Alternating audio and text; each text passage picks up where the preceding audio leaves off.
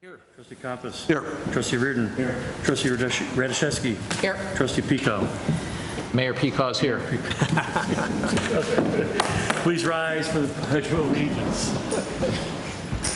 I pledge allegiance To the flag of the United States of America and to the republic for which it stands, one nation, under God, indivisible, with liberty and justice for all.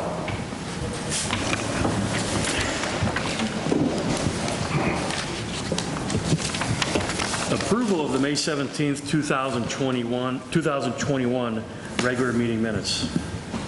Mr. Chairman, Trustee Katsinas. I move to approve the minutes of the Board of Trustees meeting of May 17, 2021. Second. Any questions or comments? Call the roll. Trustee Katsinas. Aye. Trustee Reardon. Aye. Trustee Healy. Aye. Trustee Milani. Aye. Trustee Compass. Aye. Trustee Radoszewski. Aye. Mayor Pico. Aye. The Technology Commission appointments. Mr. Chairman, Trustee Compass. I move to advise and consent the appointment of Eric Olson and Mike Galvin to the Technology Commission. Second. Any questions or comments? Call the roll. Trustee Compass. Aye. Trustee Milani. Aye. Trustee Healy. Aye. Trustee Katsinas. Aye. Trustee Reardon. Aye. Trustee Radoszewski. Aye. Mayor Pico. Aye. And I'm going to, well, actually, you know what? I will do the oaths for both at the same time. Let's appoint the other one, then I'll do all the oaths. Go do joint emergency. Sorry? Do the joint emergency telephone system. Oh, okay. Sorry. I don't think he's here tonight anyways. Joint Emergency Telephone System 911 Board appointment. Mr. Chairman, Trustee Milani. I move to advise and consent the appointment of Daniel O'Neill to the Joint Emergency Telephone System 911 Board. Second. Any questions or comments?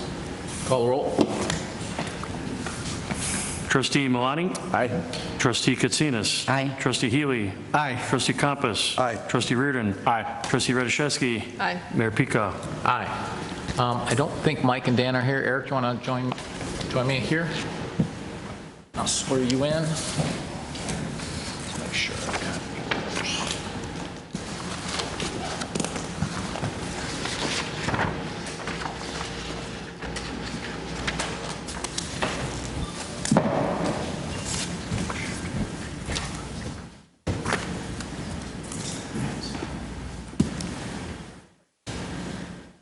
Please raise your right hand and repeat after me. I state your name. I, Eric Olson, Having been appointed to the office having been appointed to the office of the Technology Commission of the Technology Commission in the Village of Orland Park in the Village of Orland Park in the counties of Cook and Will, aforesaid, in the counties of Cook and Will, aforesaid, do solemnly swear that I will support the Constitution of the United States do solemnly swear that I will support the Constitution of the United States and the Constitution of the State of Illinois, and the Constitution of the State of Illinois, and I will faithfully discharge the duties and I will faithfully discharge the duties of the office of the Technology Commission of the office of the Technology Commission to the best of my ability. to the best of my ability. Welcome aboard.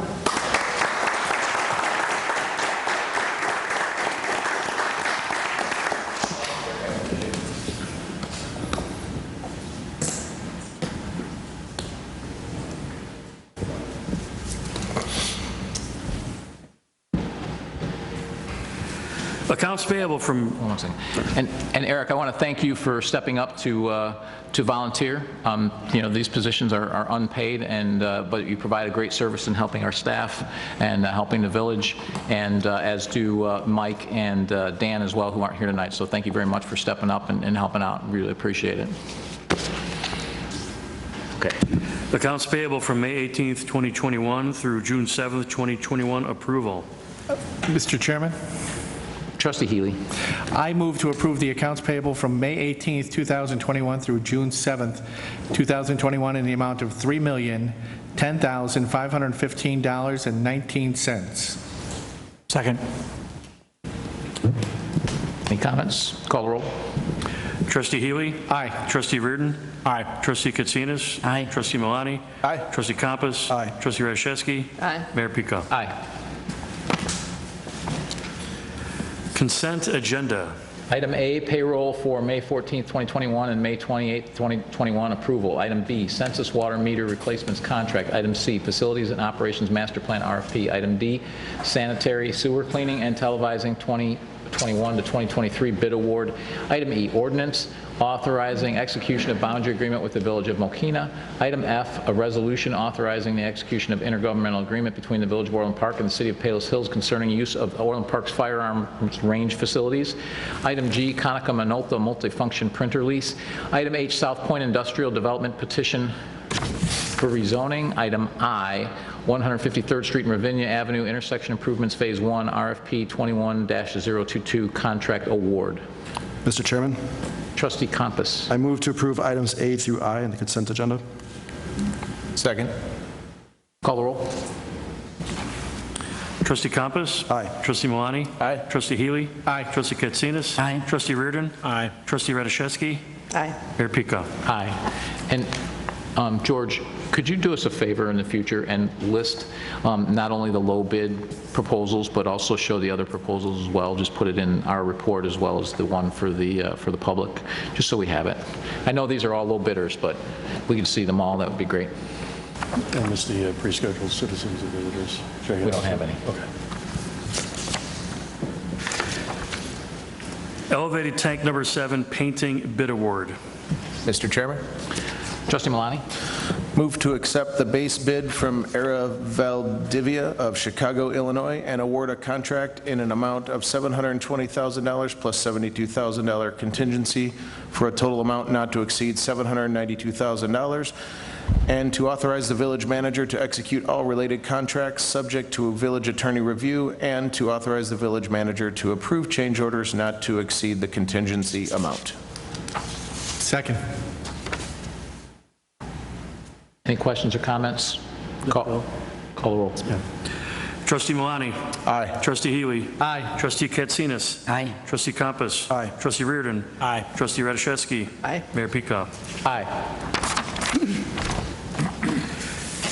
Fernway 2021 Phase 6 Design Engineering Proposal.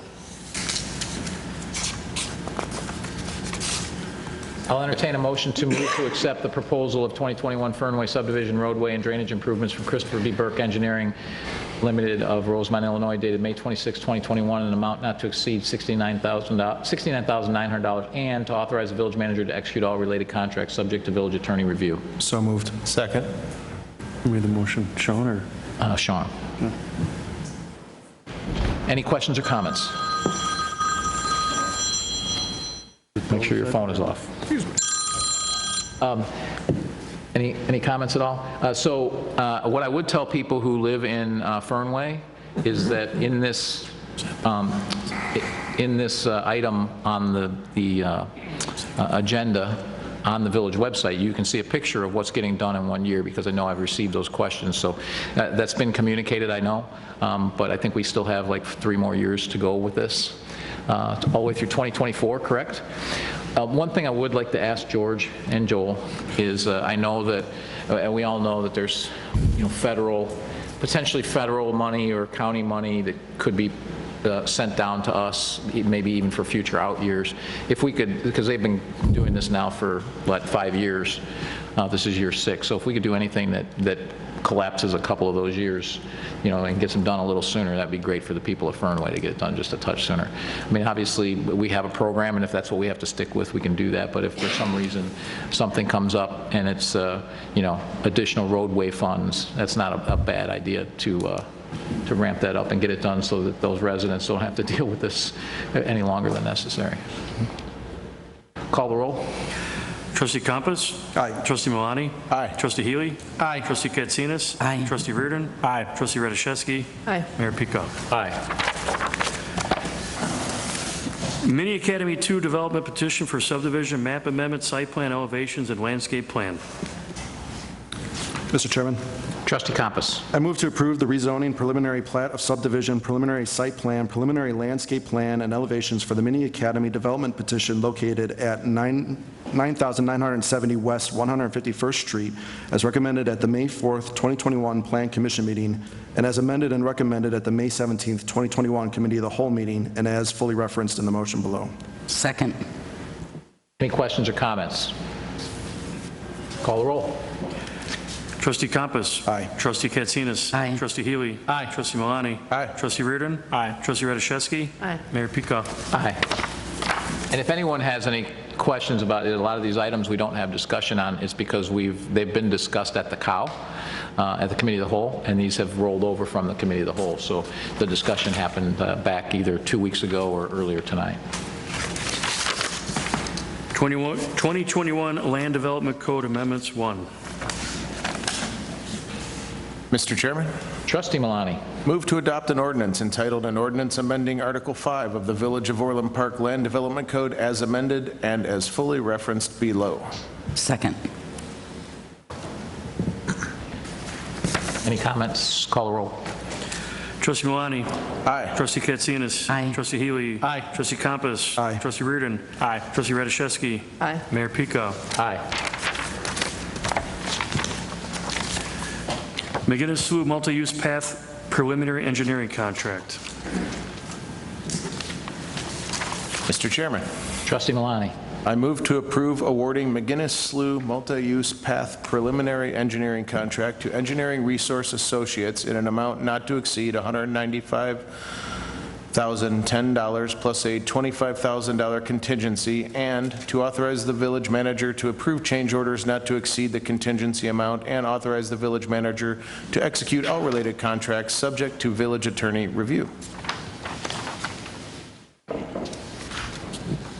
Do I hear a second? Second. Any questions or comments? Mr. Chairman? Trustee Malani.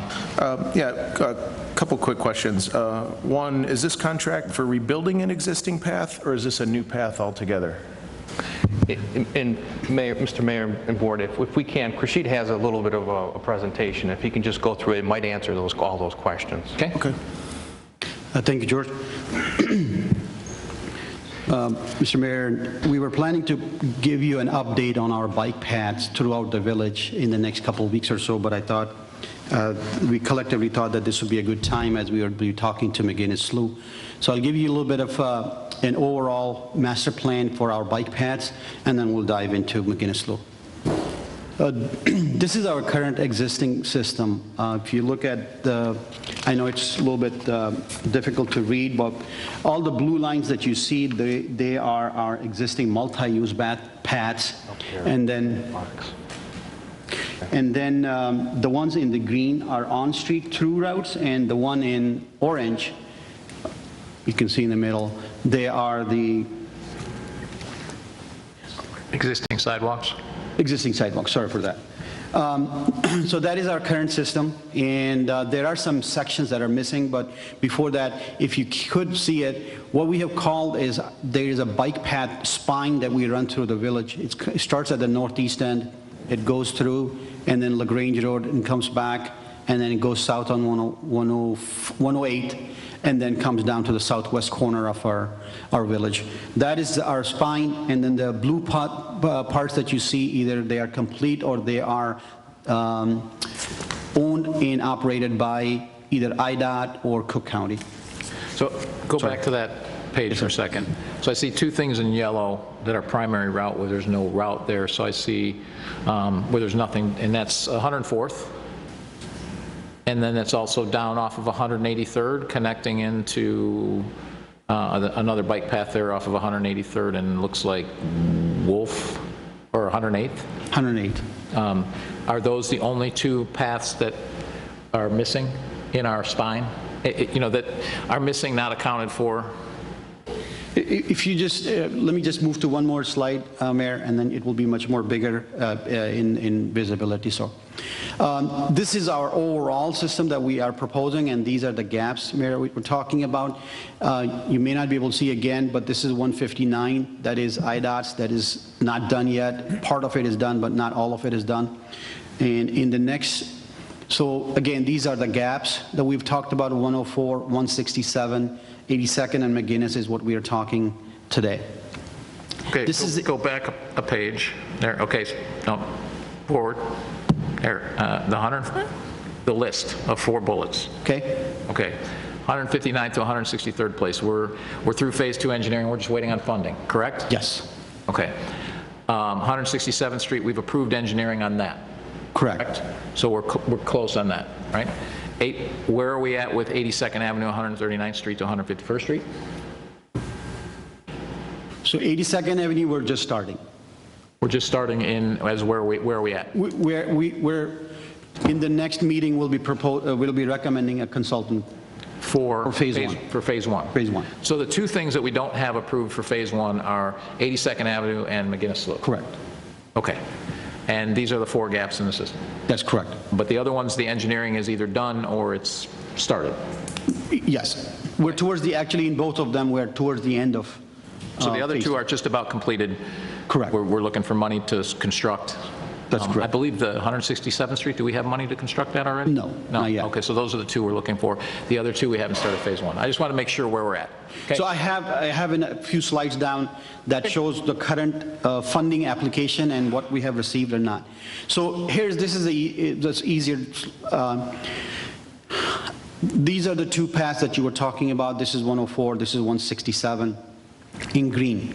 They are not, they're in the final stages of final design. So I would say in the next 3 months, 167 will be done. By the end of the year, 104 will be done. They both will be done. The engineering will be done. Completely. But, Yes. So they'll be shovel-ready construction projects. Exactly. Got it. So these are the 2 that we... They're both in Cook County, those are both on a Cook County roadway, correct? That's correct. So in theory, Yes. a Cook County jurisdiction. That's correct. Okay. This is 82nd Avenue. This is Silver Lake Golf Course. This is a gap that we have on our eastern end at the northeast quadrant of our village. And this is the one that we're proposing, and we will be coming. The RFP for that piece is already done. We have the responses in our possession. We're just evaluating that, and in the next meeting, we'll be making a recommendation for the consultant. This is the one that we're talking today, the Mcginnis Loop. It starts at LaGrange Road and goes all the way into, up to Wilcook Road. West of that is Homer Glen. That's their bike path. That's just a connection there. Most of this path is in the ComEd right-of-way or easement.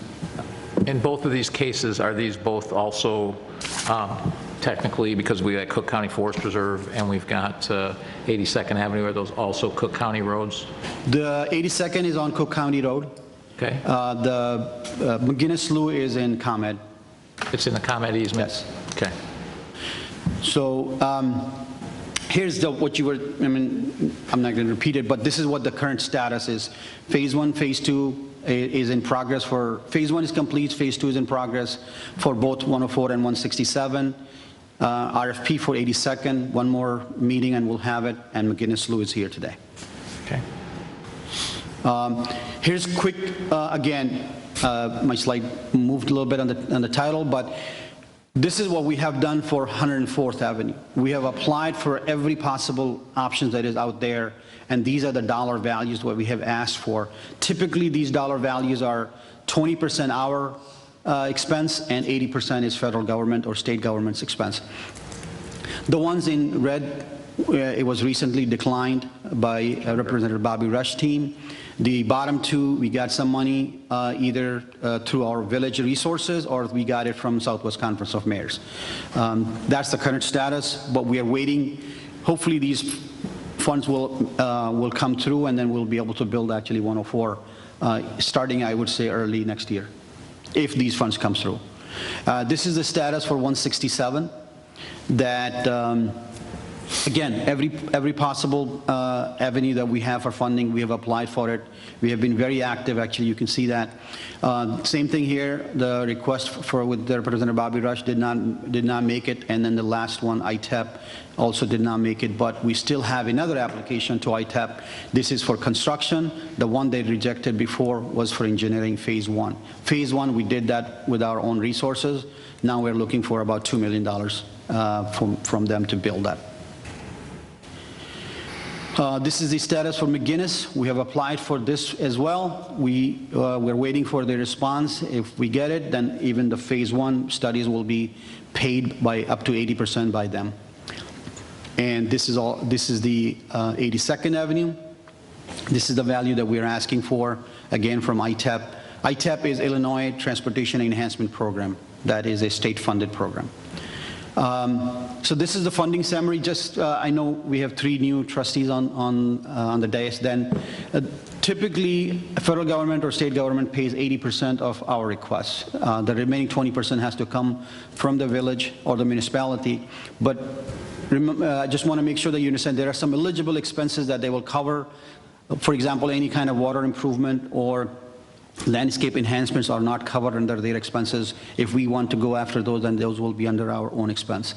It is also very common, I know, Mayor, you know about it, that once phase 1 and phase 2 is complete, the chances for getting construction funds is much higher. If you don't have either phase 1 or phase 2, the chances of getting any funding is very low.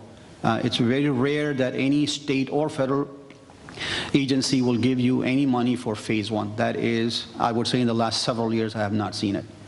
So at least phase 1 has to be completed. That's why I'm recommending that we should, in all of our projects, we should complete phase 1 through our own resources. Look for federal money for phase 2. If not available, then we should still finish it, and then we go for construction funding.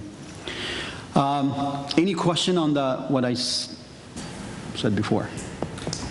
Khurshid? Yes, sir. Mr. Chairman? Trustee Healy. Representative Bobby Rush denied 2 applications. He's my representative. Why would he do that? I mean, why would he do it? Is he the impediment to this, or is it got to go through his committee, or his? I'm going to rephrase the question. Has Bobby Rush ever approved a project through his office in our time here? Not to my knowledge. Thanks. I knew the answer. So. That's all I want to know. We're an afterthought, and we'll see what the latest map does. But the redistricting map will carry all that, right? Right. Okay. So coming back to, staff was discussing just a couple days ago about why Mcginnis Loop project we should pursue. These are the reasons that we have. This is a gap that we have identified in our bike path system. It was included in our comprehensive plan that was completed. That was from 2013 to 2018. This is one of the paths that's included in it. It's a multi-jurisdictional path between us and Homer Glen, and that certainly increases the chance for getting funding because it connects to 2 municipalities. It is also in ComEd easement, which makes it a little bit easier in terms of working with them, but then it also has some other challenges in terms of site conditions. There's quite a bit of unknown condition that we haven't studied yet. And then, personally, I believe this is one of the most scenic route in the village that many people would benefit from. So that's my presentation I have. If you have any questions, or I can dive into the RFP as well. Mr. Chairman? Trustee Compass.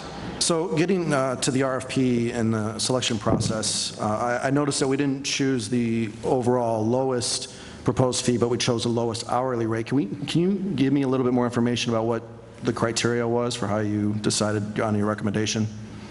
So we sign our contracts based on hourly not to exceed. So as many hours are used, that's what they will bill us.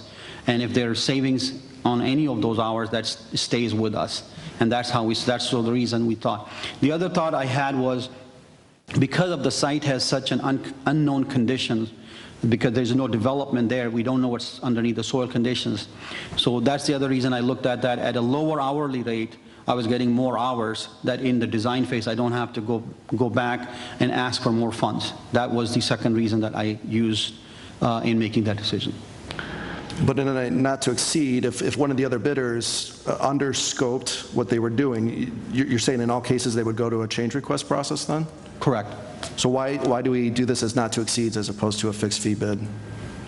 Because that benefits us, because if there is unused hours, then those savings stays with us and not to them. I get that, but as a vendor in the IT industry, I've never seen a not to exceeds where I haven't tried to get as much of that as I can. So how often does that happen in a not to exceed where we get money back? I would say many of our projects, we have leftover funds that stays with us if we haven't. I mean, there are many projects that I can refer you to. Okay. So I think the other concern that I had was the other proposals weren't initially attached, so it was very hard for me to evaluate each of the vendors for my own sake and looking. So was the hourly rate and the number of hours the sole criteria that was used in the award or the recommendation? So the lowest hourly rate was used as the primary criteria for selection of this firm. And Krishit, they're all qualified. They're all qualified. Any other comments? So I guess I'll jump in here. I agree with Trustee Compass. If we've got the lowest hourly rate and we have the ability to negotiate and say not to exceed because we have a lower price on the overall not to exceed. I mean, not to exceed is not to exceed, right? And I understand there's a contingency amount for additional work, correct, but not to exceed is not to exceed. So I would want to go with my lowest not to exceed, because if they misscope the work, well, that's their problem. They still need to deliver the work, right? They've estimated it. So that's, or at a minimum, I would want to negotiate with the lowest hourly rate guys to get them to not exceed our lowest bid rate. So that's one. Regarding this project, I do have some other questions. Well, one other question, I guess, that you know, is it budgeted? Is this project already budgeted? Is it our budget? Yes. Okay. What is the benefit to doing it now?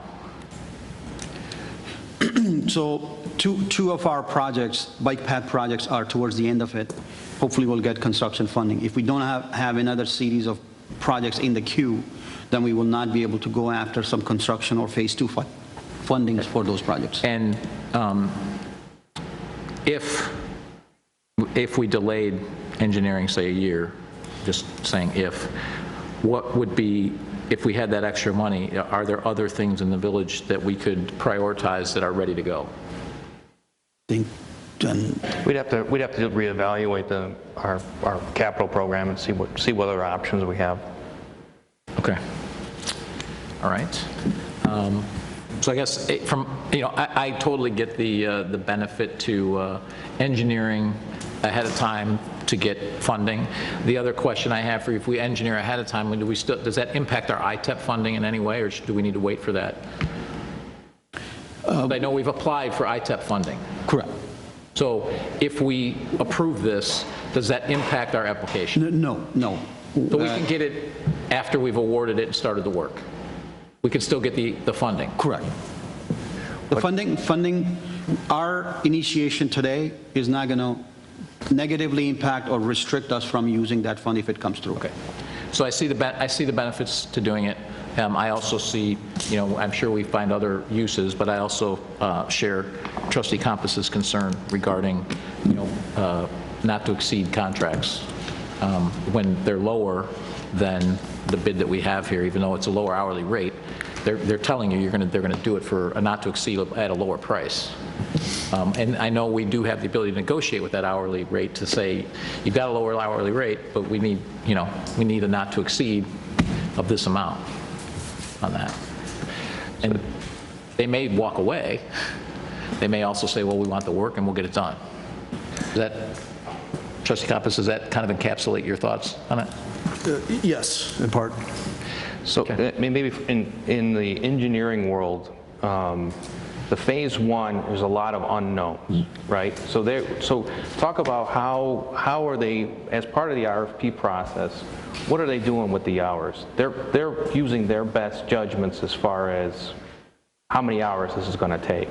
That is correct, and especially on this project, because the site has so much, it's literally unknown to us what's in the site, because there's no survey has been done. The soils have not been analyzed yet. The path and what other challenges that may come through in that. Those are, and then going through the public hearing process, involving the public in that process. So there is quite a bit of unknown that these consultants are, there's some guesswork on it. And that's why many times it is beneficial that we have some extra hours in our budget that allows us to keep the project within that budget. And even if we have to negotiate additional hours, then we can negotiate at a lower rate than somebody who is at a higher rate. Yeah, understood that. I guess I share the concern. As a consultant, I always try and come in at the lowest amount, and I want the guys to have scoped the project correctly. Obviously, if something falls out of scope, that's a negotiation that we need to have. Is it really out of scope? Is it not? And we always want to be fair to our vendors. At the same time, we want them to provide the best work for us. So there is a difference between lowest rate and lowest overall cost. I think you would agree. In engineering, there's firms that, and we certainly have a firm that we use sometimes that is more expensive on an hourly basis, but we know that they're going to get the work done because they have experience, say, with Fairway or Fernway or whatever they've done 4 or 5 years already in a row. Is that correct? That's correct, too. So I guess that would be my concern. Okay. Any other comments? Mr. Chairman? Trustee Compass. So just a question. I know I had to dig into the history on this a little bit. I saw it was back in October where the board approved the request from ITEP for funding. So that's 8 months ago. How long does it typically take for a response on that? So that's the time when we got approval. The applications went in March or April. We just wanted to have all of those in place so that when the application time opens up, we're ready for that. So that's what happened. I'm saying this is, so you have another 2 months and we should know whether we made it or not. Thank you. Any other comments? At this point, because I am concerned about this not to exceed amount, I think we need to have a little bit more discussion around that at a staff level and with the bidders. What I would suggest to the board is that I would entertain a motion to table. So moved. Second. Let's get a certain date. What's that? Let's get a certain date, like the next meeting. Okay, so let's, so that would be a motion to postpone. Rather than that, I'll entertain a motion to postpone to the next board meeting. So moved. Second. Call the roll. Trustee Malani? Aye. Trustee Rashevsky?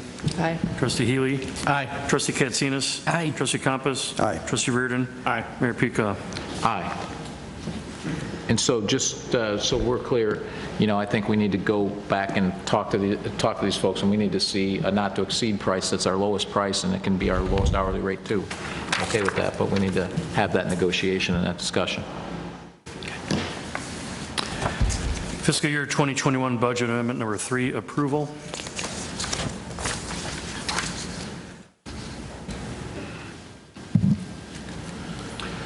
I'll entertain a motion to approve to increase in the general fund expenditure budget in the amount of $41,969, an increase in the Recreation and Parks Fund expenditure budget of $122,219, and an increase in the Insurance Fund expenditure budget of $100,000 as detailed on the fiscal year 2021 amendment number 3 worksheet.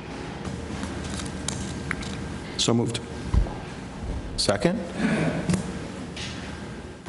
Any comments? Mr. Chairman? Trustee Katsinas.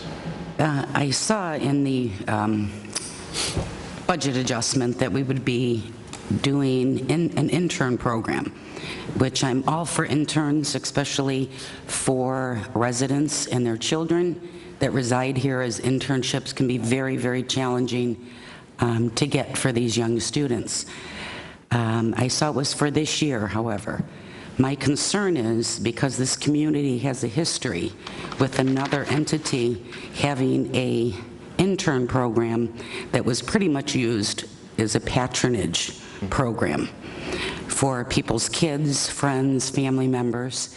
So I'm all for it, but I think there needs to be a process in place to make sure that people, first of all, Orland Park residents and their children have first bat at it. And we have specific guidelines set up so it doesn't become a friends and family type thing. And I think it's a wonderful, wonderful program, but most kids now already have an internship.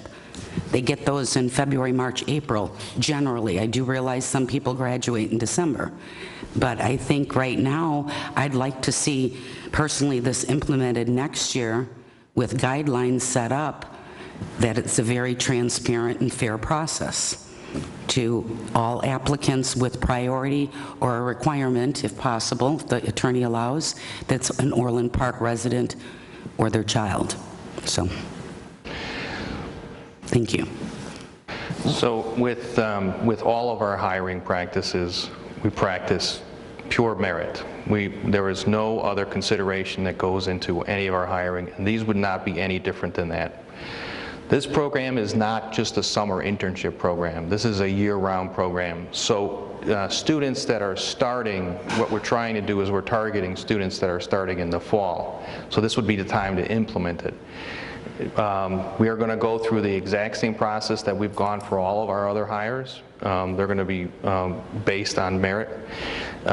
Myself and a number of people up here, we started with graduate programs, for example, we all started through a very structured, comprehensive internship program, and that's what we would be implementing here. So not only does it get us an extra set of hands, what it does is we get our name out there as a community that values training. And then what we would also have is we have basically a farm team that we're building here. So with a lot of these graduate students, the residents would have a direct benefit to that, because if they're residents and they're going to a school near here, obviously those kids are going to be applying for these programs, because then there's the lower commute times. So I think what we're going to see here is by putting this together, we're going to see a lot of local students applying for this.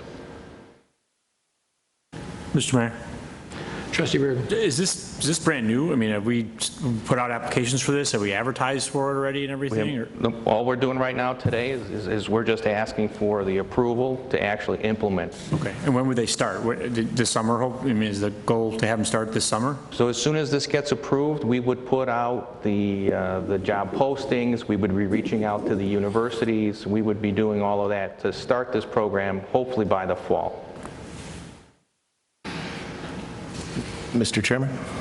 Trustee Milani. I have a few questions and some comments as well, but first of all, I found it interesting. This is the first time that we're hearing about this. I thought this might have been something we might have brought to the committee of the whole to discuss.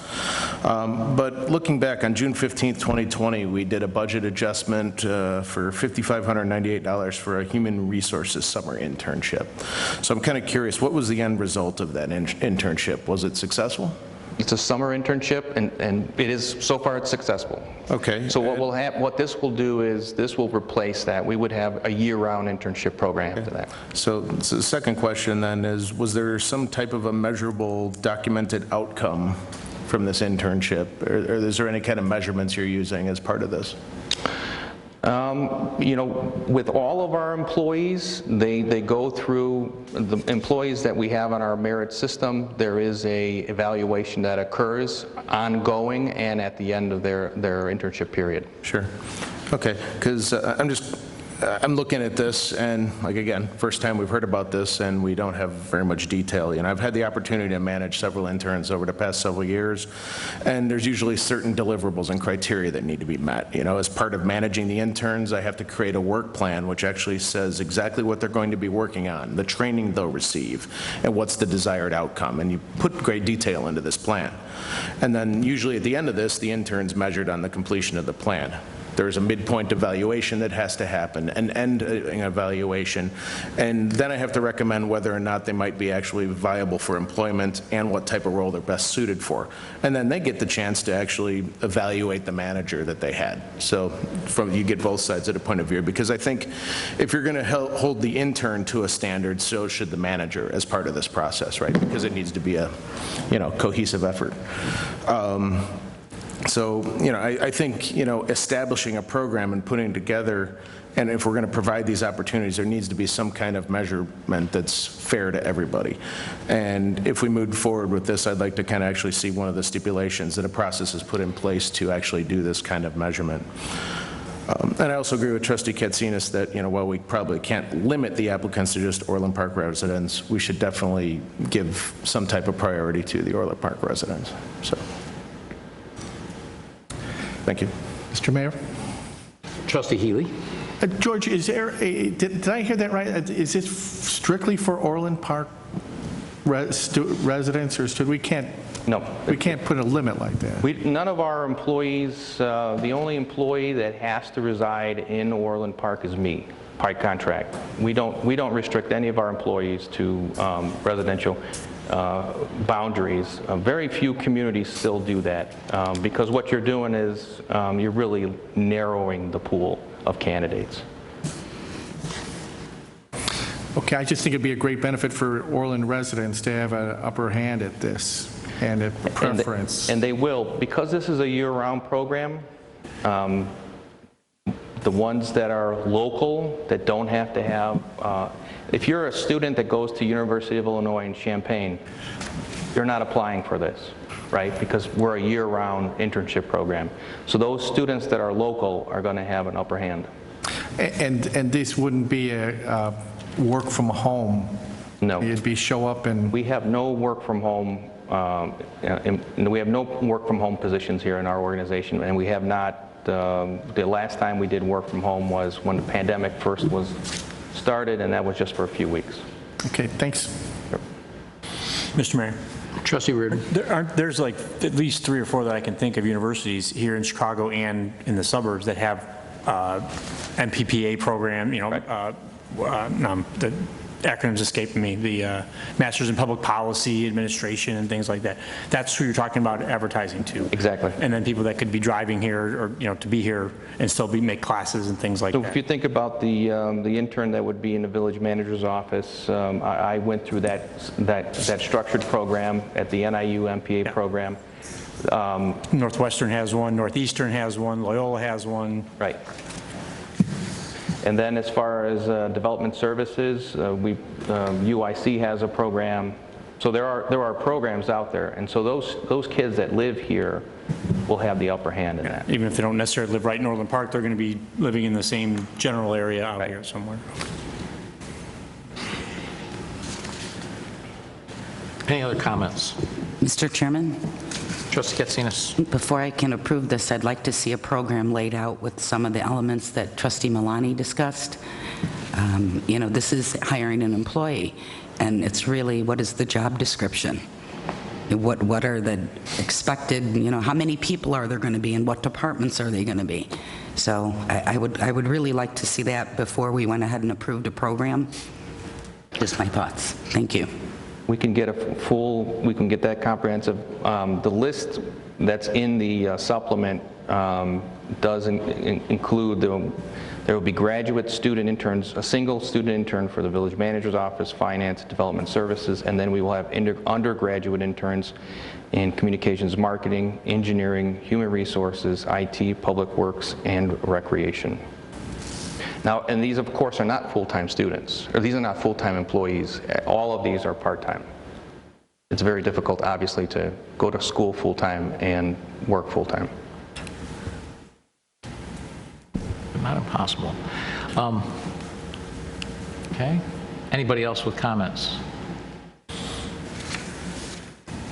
So I think there's been a lot of things addressed here. Table this till the end of the meeting. Stuff I think can be discussed. Yeah.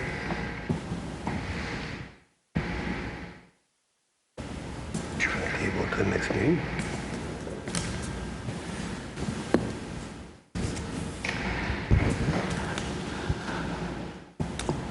There's no table for tonight, just in to readdress later tonight.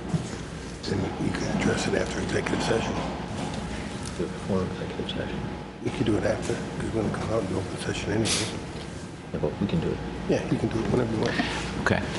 So I'm going to make some comments, and then I'm going to have a recommendation here, because I think there's something else that a board member has brought to my attention that has to do with this budget amendment. I agree with Trustee Katsinas. There's high potential for patronage, and I understand our policies and our processes, but full-time employees relative to part-time internship that are leaving are completely different animals. If you're full-time and you're saddled with that full-time person forever, you're much less likely to do a favor for someone, or, I mean, it's just human nature, right? If you don't get application, or you get an application, then you're more likely to do that. So I don't see a process in place here. Like Trustee Katsinas, I've seen this in the past from other entities, and and I'm not saying it's going to happen with this board or this group, but it is a policy that we're changing throughout the village. So I think we need to have something in place that prevents that from happening in the future. I think, I do agree that we should find a way that we want to help and benefit local residents with internships and local jobs. That's what we would like to do.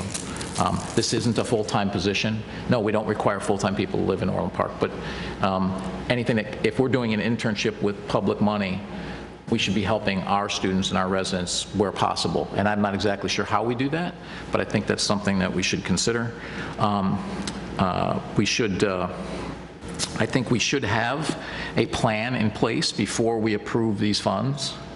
I agree that we should, I think it's a great idea on a number of fronts that were mentioned tonight, but I do think we have to have a plan, and we haven't seen a plan. So we need to have a plan for what this looks like. And I think the board needs to weigh in on that plan and make sure that we're comfortable with that plan first, and then approve the budget that's associated with that. And the question is, how long would it take you to develop that plan and bring it back to the board? Is it 2 weeks? Is it 4 weeks? You know, really what we were trying to do here is we wanted to kick off the program. We weren't going to put any time into this developing plan if there wasn't a consensus to kind of move forward with a program. I think you're hearing that we're willing to move forward. I think we want to see the plan. You have to have the plan before you implement it anyways. So how soon can you have the plan, which you need to have anyways? So we'll bring it back in a month, because what we want to do is as part of this program, we have to interact with the various universities, and they also have requirements, just like you mentioned, as far as evaluations are concerned. So we'll have to interact with them. So let's get that plan done first, but before we make because we're going to have to amend this motion to the budget, to the amount, and if someone could work on those numbers, I kind of have them here, but if you could work on those numbers while we continue, I will entertain a motion to table this item. So moved. Second. Call a roll. Trustee Katsinas? Aye. Trustee Healy? Aye. Trustee Malani? Aye. Trustee Compass? Aye. Trustee Reardon? Aye. Trustee Radiszewski? Aye. Mayor Peacock? Aye. Motion is tabled. Mr. Mayor, do we need to discuss the other three things? It was all one, Yeah, we're just tabling it for now. the whole thing, and then We're tabling the whole thing for right now, and my plan is to call it back, because I think there's an item on here that we can't approve. that is also is related to this budget amendment. So I wanted to have that discussion first, because I know that one of the trustees said he had some questions on it. So I was going to do that first and then go back, and that also gives him time to run the numbers Thank you. for the motion that we need to make. Want me to move on? Yes. Ordinance amending appendices A and B to ordinance number 5609-ordinance. Mr. Chairman, Trustee Compass. I move to approve an ordinance entitled Ordinance Amending Appendices A and B to Ordinance Number 5609. Second. Are there any questions or comments? Mr. Chairman? Trustee Malani? As part of this conversation that we just had on the previous item, in the internship, there's the item in here to create the position of a graduate intern. So would we have to remove that as part of this motion? We probably should. I don't know exactly where it's at. It was in the legislation text. It changed the salary ordinance are to create the position of intern page? graduate. Page 1. Second paragraph. Okay. But yeah, where is it in the? First bullet. No, where is it in the appendix? It's in the legislation text. I was looking Okay. at. I mean, I'm okay with creating the position of intern in the knowing that we're going that route, but I just wanted to make sure that we weren't, introducing something before we actually had the program completed. Yeah, I believe that We're not implementing the program yet, although we've indicated a willingness to do that, so I think we need to see that first. So I would entertain a motion to strike any reference to internships. So moved. Second. Any questions or comments on that? So call the roll on the amendment. Trustee Katsinas? Aye. Trustee Malani? Aye. Trustee Healy? Aye. Trustee Compass? Aye. Trustee Reardon? Aye. Trustee Radiszewski? Aye. Mayor Pico? Aye. Are there any other questions on this salary schedule? George, one question for the salary schedule. This is all just increasing the salary schedule by the amount Correct. required by the. So the way the salary ordinance works is it creates the positions. Those positions can't be filled unless they're budgeted. Right, but this, all of the changes is all the cost of living adjustments, correct, on the ranges? The only thing that's happening to the only changes are we were The adding legislative text? we were adding the position of intern. We had to correct an error on the part-time police officer, and just changing the position of HR coordinator to HR generalist. Okay. Mr. Chairman? Trustee Malani? One other question then, as you brought that, the HR coordinator, I mean, that's a pretty big swing, a grade 5 to a grade 9. What's going on there? So we've had some change in that department, and we have a very strong employee that we feel that in order to entice that employee to remain in our organization because of their experience, it increases their salary.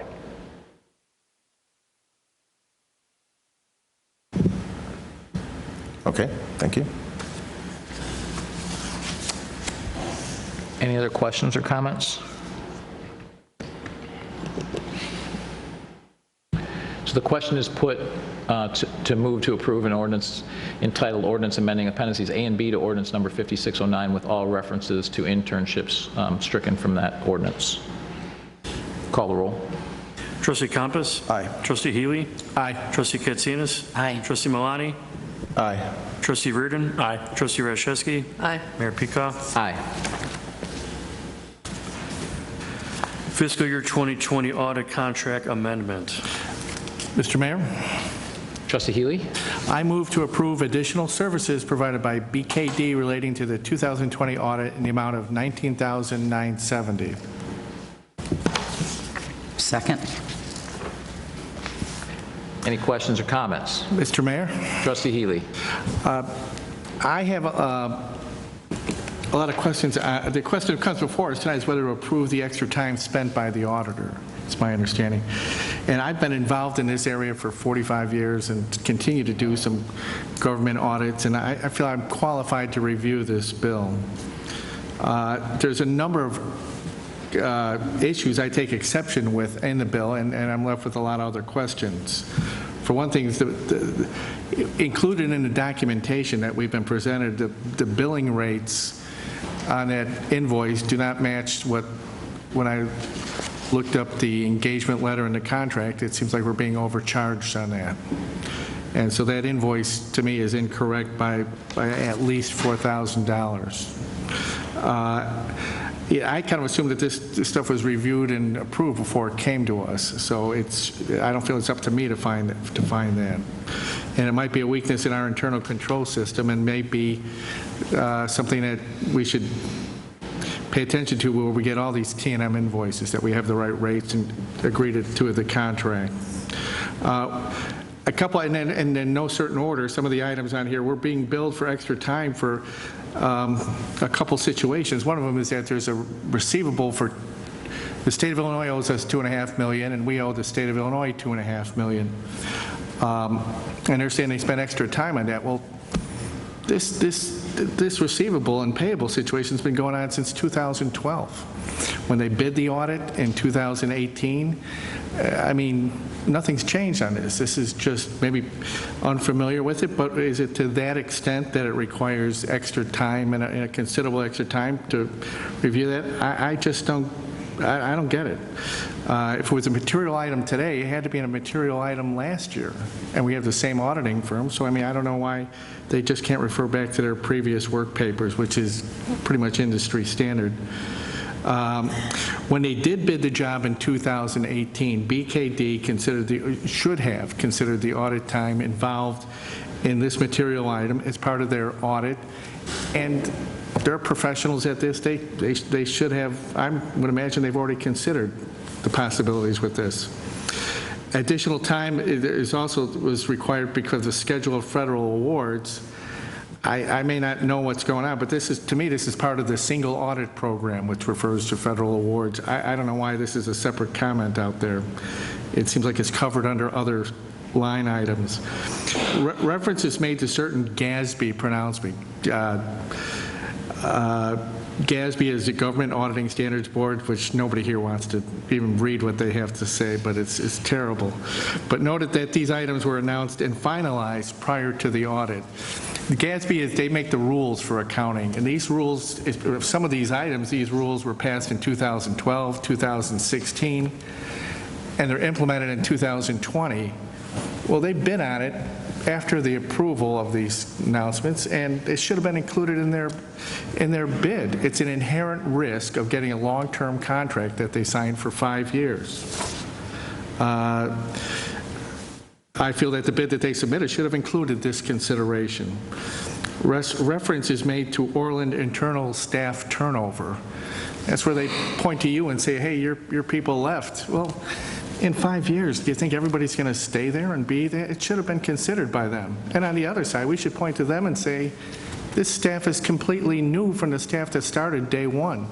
We have had to train their people over and over, teaching them the same things about how our system of accounting works. So it goes both ways on that. And I don't see any give and take from our part. They mentioned that the computer system was complicated and it caused, this is the same computer system that they've had since 2018. I don't know why it's any different. I just don't know why this has made it to the board level. Another thing was, according to the BKD advertising brochure, they promised no surprises. Well, to me, this is a surprise. And another thing in their advertising brochure from 2018 that was part of their submittal was that they said that they would talk with the trustees before and during the audit, and I don't think that that's happened. And I've tried to engage, but nothing ever happens. Additional timesheet, budget, work papers would all be needed for me to approve this invoice. And even then, there's discussion of the inherent risks in the audit being approved here. I recognize that there's give and take in every audit, every business relationship, and there's got to be some give and take here, which I don't have the pulse on that. We did.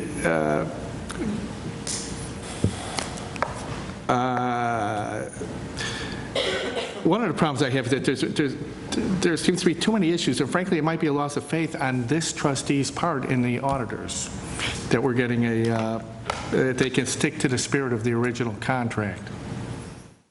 5 years is a long time for an audit contract, and they locked themselves into rates in this. I think it's just way too long to have an audit contract. There was also another mention in there about uniform guidance audit conducted related to coronavirus expenses. I have no idea what they're even talking about there. I mean, maybe it has to do with some of the coronavirus expenses. I don't know what extra that was. It seems like these extras added to the contract in construction, they're supposed to be signed and approved before they do the work. So I don't know. I'm just not aware of any of what they're referring. Our funding agency for the COVID grants was Cook County. Cook County stole 95% of the money from us, as we've mentioned before. So we got that haircut. I mean, I wonder if, and that was under the cloak of being fair. These people live in, their offices are in Oak Brook. Would it be fair for us to take 95% of their fee and help us reduce our effect of our COVID thing? I don't think they'll do that. Anyway, there's too many issues. I'm going to be voting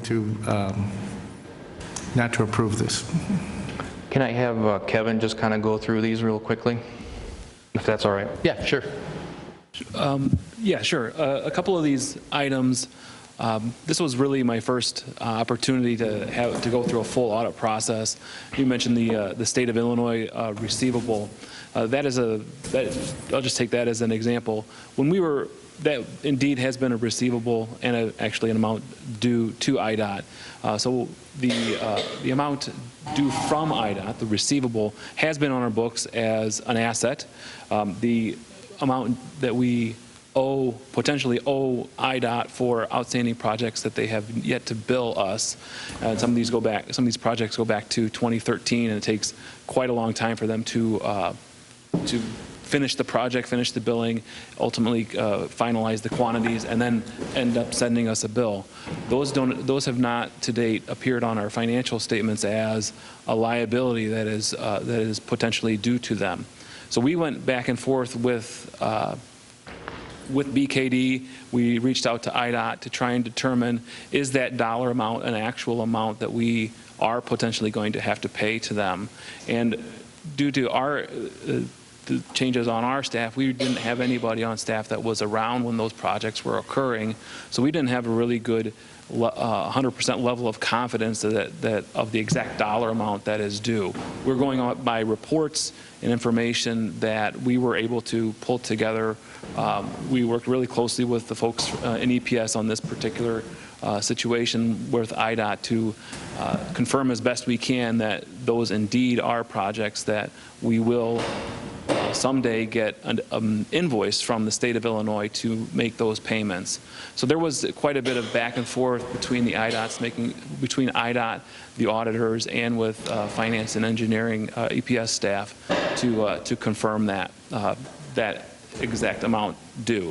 So that was something that because we are new from a finance staff perspective, we're bringing these things up because we see things that we have questions about and we think could be included in our financial statements, or at least should be reviewed and confirmed. And this was one of them, and it really did take quite a bit of time on that particular one. But Kevin, but my experience has been that the auditor's work papers, which documented this stuff in previous years, is an excellent source to find out these things. They've approved that liability in prior years, so I mean, they had to have some insight into why they stamped their approval in prior years. So it's just, I can't speak to the situation perfectly because, I don't know, I'm just surmising a lot, but I'm just telling you that those prior work papers should have answered a lot of questions. Some of them could. They were not in recent years' work papers that BKD has utilized. Potentially, they would have had them with the prior auditing firm who the village had before BKD. I don't know if they reached out to those prior auditors to talk about this specific issue, but it had not appeared as a liability, as a potential liability that we would need to pay specifically. We did have a dollar amount sitting in our purchase order in purchase orders, encumbrances. So from that perspective, we knew that those funds were out there, but it hadn't been reported on our financial statements, and we were bringing that from one level to the next. But this is the third year they've done these statements, and nothing. The liability was always out there, if it in fact is true. So anyway, Mr. Chairman. Trustee Reardon. Could you answer the question about the rates? I mean, was that something that's contemplated in the contract, that they can increase the rates, X percentage each year? I mean, I tried to look at it quickly. I see the rates they're charging now. I don't know what they charged originally in 2018. Is there something built into the contract that says they can raise the rates X amount? Yes, and Trustee Healy is correct. Those rates are too high. They are not correct on the invoice that they submitted. So regardless of what happens, those rates are too high. I don't understand that. I guess I understand you saying they're too high, but does that mean that what we're looking at is incorrect? They're too high compared to the contract rates, yes. Okay, so are we going back to them? Have we gone back to them on that issue? We will. Trustee Healy brought that to our attention. We will. Okay. We will go back and adjust that. This invoice has not been paid. This invoice has not been processed in any way. Challenged in any way, or?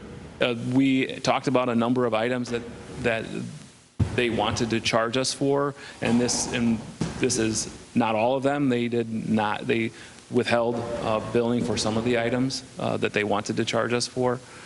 So this is fewer items that they wanted to bring back for additional billing. We will go back to them with all the board's issues and concerns and ask for response and such. Okay. Another thing just to point out is that, we have all these contracts that we're dealing with, and we always talk about the contingency. Usually, in my only month or so being here, they're usually around 10 to 12% contingency. This is 37% of the total contract. $52,000, and they're asking for another almost $20,000. So it would seem like it'd be a light bulb right off the bat with that kind of thing. So that was something that I just noticed. Any other comments?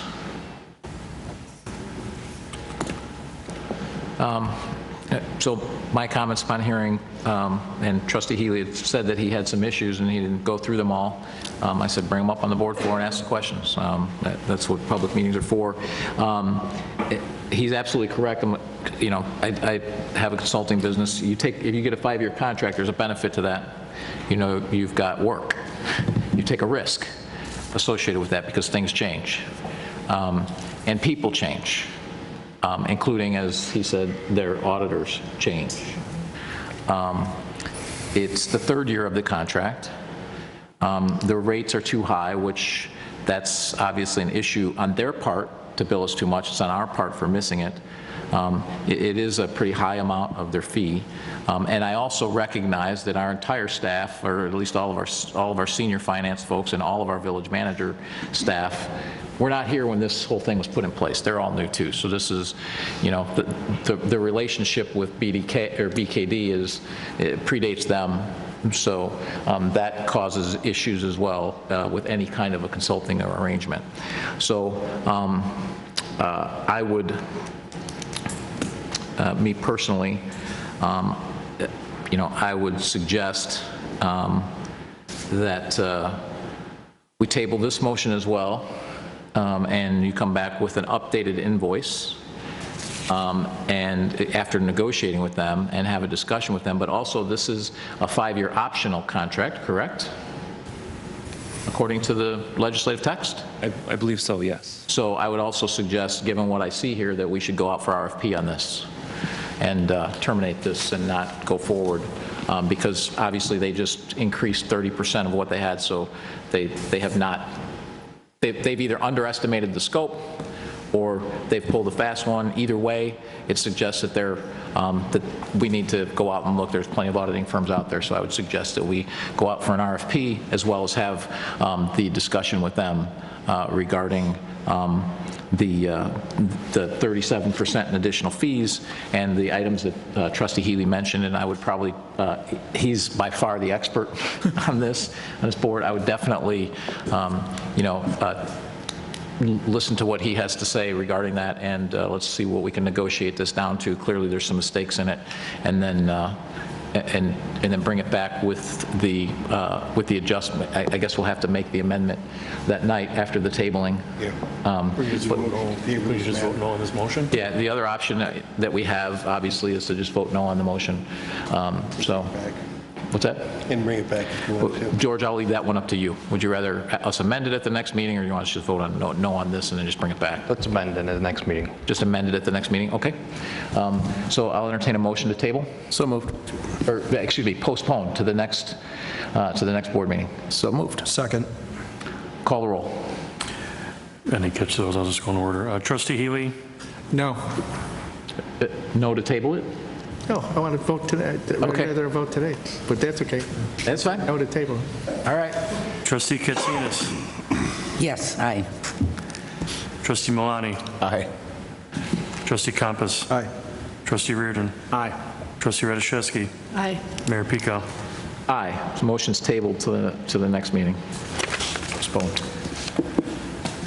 Non-scheduled citizens and visitors? Before we do that, I'll entertain a motion to, hold on, I've got to get my thing back up here. I will entertain a motion to take off the table the budget amendment number 3 approval. I move, Mr. Chairman. I'll entertain a motion. So moved. Second. If we could have a roll call on taking this off the table?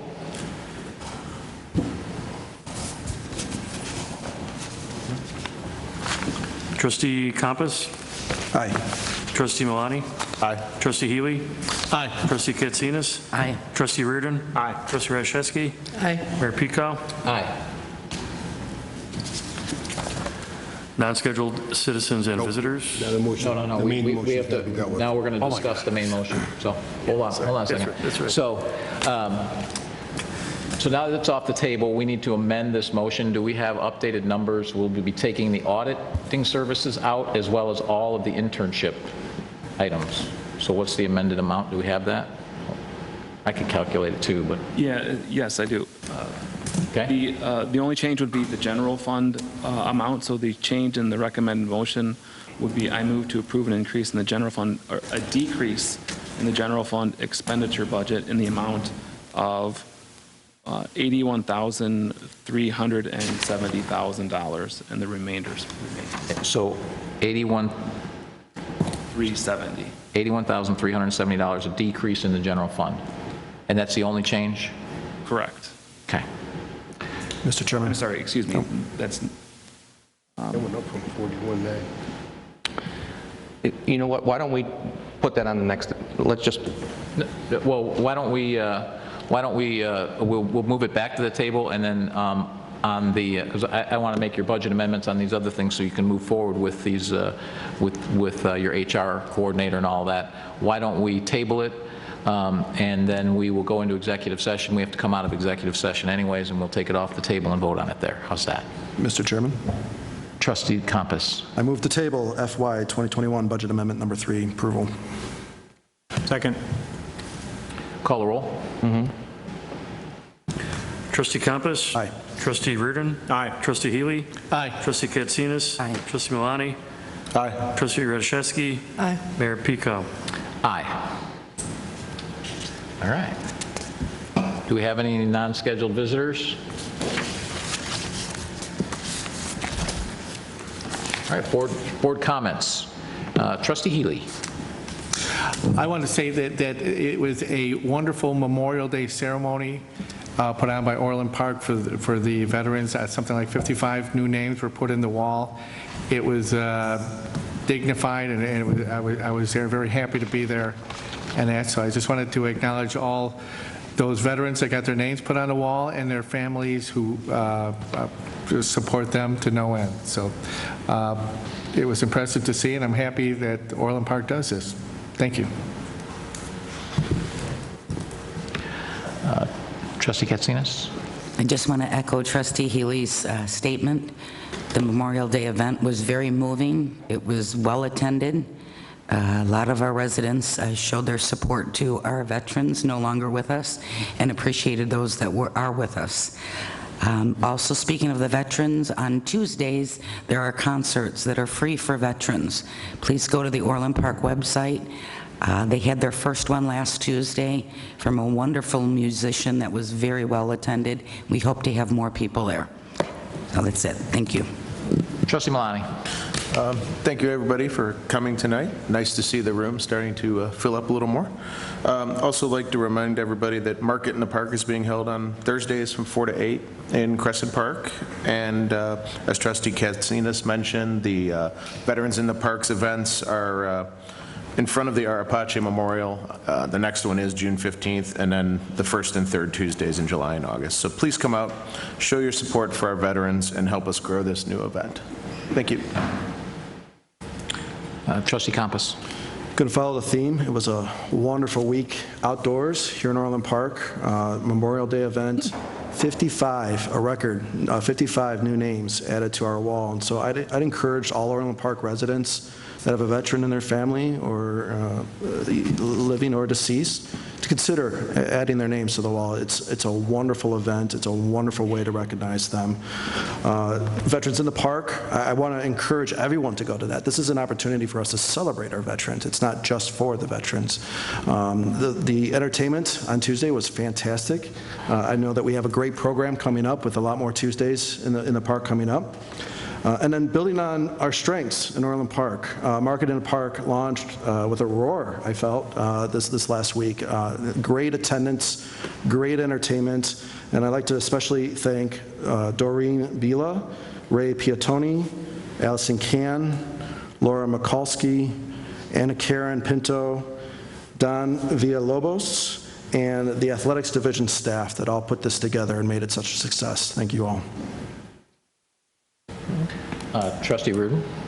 Thank you. Also, one quick thing on the memorial. I know everyone said it, but it was fantastic. I really noticed the families, the children, and then even the grandchildren of a number of the veterans. When they walked up, after the ceremony, we stood around for a while, talked to a lot of people.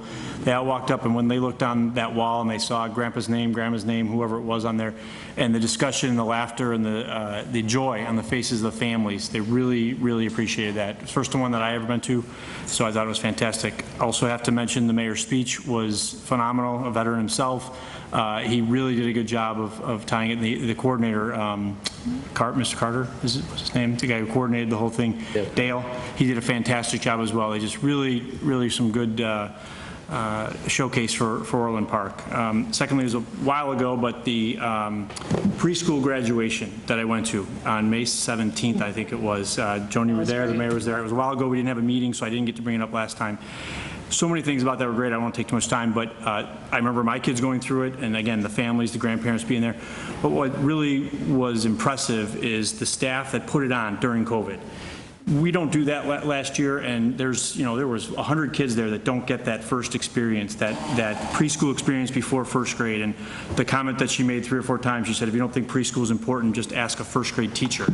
And they'll tell you how important preschool is for them when they get there. And they put it on through COVID. They didn't throw up their hands and say, okay, sorry, there's too many rules, we can't do it.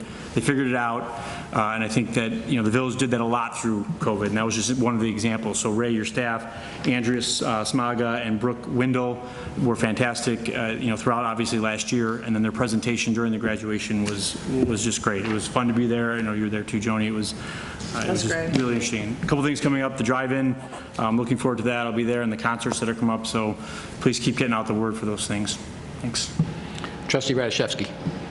Well, it seems like everything's already been said. That's the downside of going last. Yeah, it's not good that I'm last. First next time, yeah. One thing that wasn't said was regarding the Memorial Day service is that my father is a veteran and he was there, and I mean it really brought a tear to his eye, and he said it was the best program that he's ever been to. Obviously, he was also honored at this one, so might have added a little bias to it, but he really, really enjoyed it. So definitely continue to support our veterans, and kudos to for the preschool program. That was very, very well done. I was also impressed.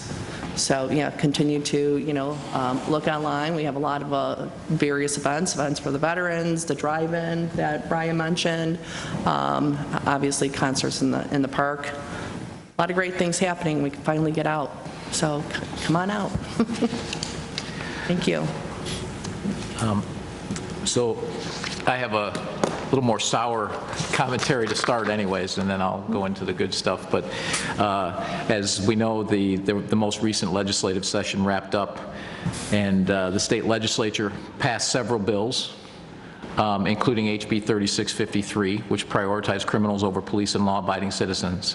I will point out that they did do a little bit of a cleanup bill, which cleaned up some of the stuff, and I will give our board a little bit of credit because some of that's what we asked for.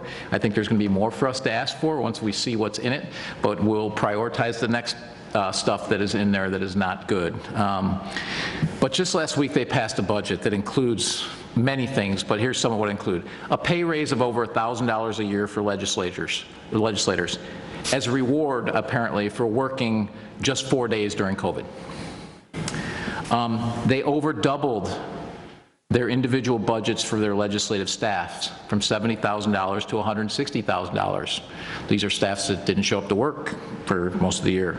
This is nothing but a slush fund on the taxpayers' dime. They added 2 more state holidays for state workers. Soon, we'll be paying them for the whole year for not working. We kind of tried that last year with COVID a little bit, but it didn't work so well, so it's absurd. Tomorrow, I think it's tomorrow, the traffic light at 179th and Southwest Highway is supposed to be turned on. Okay? The construction of this project was completed last fall, installing a traffic light and reconfiguring the intersection.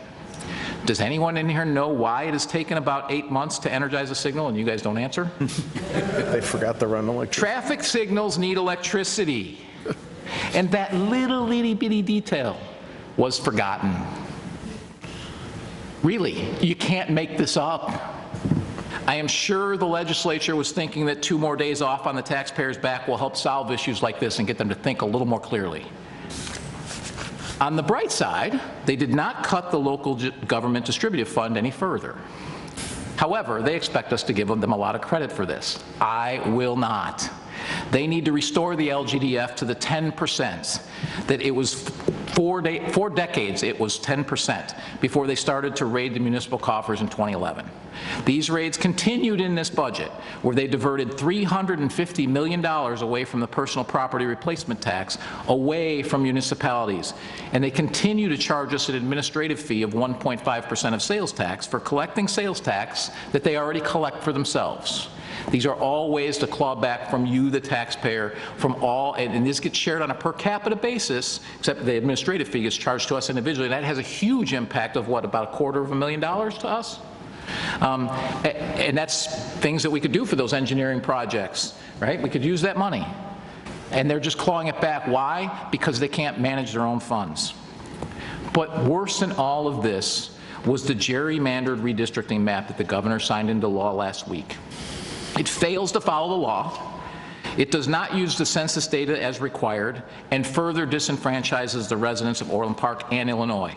Look no further than the state Supreme Court map that hadn't been changed since before I was born. However, this year, the voters spoke and voted a judge out of office that the corrupt politicians in Springfield relied on to provide cover for their horrible decisions over the years. The voters spoke, but the corrupt politicians spoke back with this changed map. Here's what they said. How dare you upset our apple cart? We will show you and gerrymander the district so your votes can't upset our carefully built machine. That's what they did in the Supreme Court map. They've done this with Orland Park previously. 10 years ago, they broke us into 4 state reps and 3 state senators back in 2010, 2011. With the new map, Orland Park now has 4 representatives still. We now have 4 senators as well. So we get 8 representatives now, dividing our vote even more. They also placed even more of Orland Park into districts with representatives who have absolutely no interest in serving our interests in the last 4 years, and I'm sure that's not going to change in the next 4. Also, you simply need to look at an Orland Park neighbor to observe what may be the most glaring example of gerrymandering and nepotism that the United States, let alone Illinois, has ever seen. An example of this poor representation that we've received over the years is the 2019 Capitol bill, where we received nothing. Nothing. However, there were 2 towns in the Southland, in the South suburbs, that stood out. Orland Hills received $8.6 million, and Harvey received $9.1 million. The next highest in the south suburbs was Richton Park at $1.9 million. The bill did give our neighboring Tinley Park a measly $750,000 and Mcginnis $335,000. They gave us nothing. To put this in perspective, Tinley Park received $13 per resident. Mcginnis received $16 per resident. Richton Park $141 per resident. Harvey $341 per resident. And Orland Hills a whopping $1,214 per resident. The answer that we get is that this was based on equity and need. It appears that from the state's perspective, Tinley Park and Orland Park and the combined 38 square miles of our towns and infrastructure that completely surround the 1 square mile in Orland Hills simply are not nearly as an important economic driver for the state of Illinois. I want to change gears here and give some thank yous to some representatives. We heard Bobby Rush has never given us a dime, right, ever. He's never found a way to and we've been in his district for many, many years, and we get nothing. But I want to give credit to Cook County, and we've certainly had our differences with Cook County, but I want to give them credit where credit is due. We made the multi-year program for expanding 108th to 3 lanes from 159th to 167th, so I want to thank Cook County. I want to thank President Preckwinkle, and I want to thank our Commissioner Sean Morrison for getting that to happen. So we should be seeing that funding in the next 5 years. I also would like to thank Congressman Newman, and everyone here knows that we may have had our issues and differences, but unlike Bobby Rush, she's still representing her constituents, which includes us. So she called me, left a message because I was in the meeting, in the Committee of the Whole, that we have been allocated $9.2 million for one phase of our 143rd Street project. So I really want to thank Congressman Newman for going to bat for her constituents and our residents here in Orland Park. So thank you for that. Changing gears away from the legislators, in the effort to be transparent, I'm going to share some bad news that we received regarding AMC. Many of you are aware that they issued more stock last week to fund their new strategy of acquiring distressed properties. I was a little bit concerned when I heard that, because I'm like, oh, that strategy doesn't sound like building new. It sounds like buying existing. Well, this change in strategy did result in them pulling out of their lease with Seritage.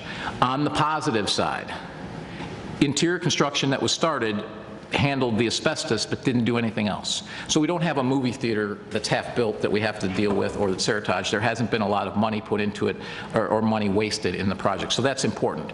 It was halted because of COVID. We lost this because of COVID. Stuff happens. We will go back to the drawing board and work with Seritage and Simon to reimagine that space, and they're both already working on that. So we'll keep you updated as developments arise. The other positive is there's a pretty high likelihood we would have never seen Von Mauer had AMC not already been in their deal. So we did manage to land Von Mauer. It's just unfortunate that COVID hit like it did. We knew it was a risk. We saw everyone's seen what's happening with movie theaters. So unfortunately, that is a COVID casualty. However, in spite of all of this, we've continued to receive a lot of good development news with positive developments in the triangle, properties on the ring road of the mall as well, and a final restaurant for the former Toys R Us site as well. So we have all of that. So we will make the specifics known as soon as we're able to, but it is important that at the end of June, there will be a meeting for the public on the Triangle site. So a public meeting at the Civic Center where you'll be able to give your input and see what they have. And it is publicly out there already through JLL, their broker, so you can see what they envision for the site and what they're marketing. I do encourage you to attend that, to give feedback to Edwards Realty, because they need to hear what our residents have to say. I also want to thank our police department for their continued good work. Thank you, Chief. And our Public Works, Veterans Commission, and Recreation departments for all of their efforts that have included the pool opening, which no one mentioned. See, something that was missed. You're supposed to clean that up. With normal operations. How's that? Pool opening with normal operations. So isn't that fantastic? So everyone get out there and enjoy the pool. The largest Memorial Day event that we ever had, which I will also do a shameless plug. My cousin, my uncle, my best friend, and his 3 family members, his brother, his father, and his sister-in-law all got put on the wall. And my friend actually came all the way from Washington, D.C. To be there. So I want to thank them for that. And also our inaugural Veterans Night, which, as Trustee Compass said, is open to everyone, so please come, and the next one is on June 15th. I also want to thank our board. I know the meeting's a little bit longer than people expected, but I thought the dialogue and the questions tonight were very good, and that's what a board's supposed to do. So I want to thank you guys. I thought you did a great job tonight.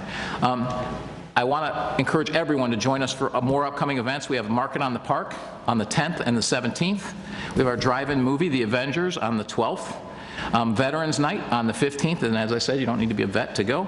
Concert in the Park on the 20th, and tickets are on sale for the Centennial Park West Concert Series with the first concert on the 26th.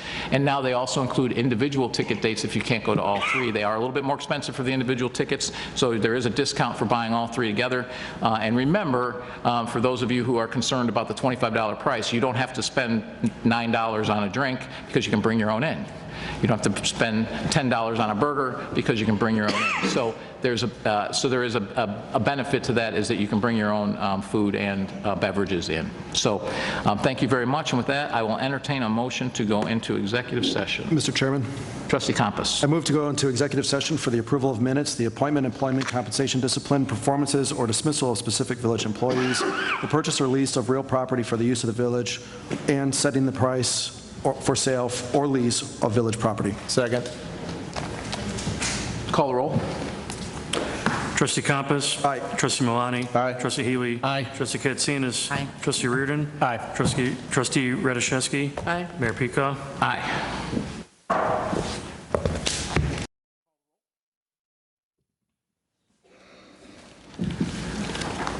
Trustee Healy. Here. Trustee Katsinas. Here.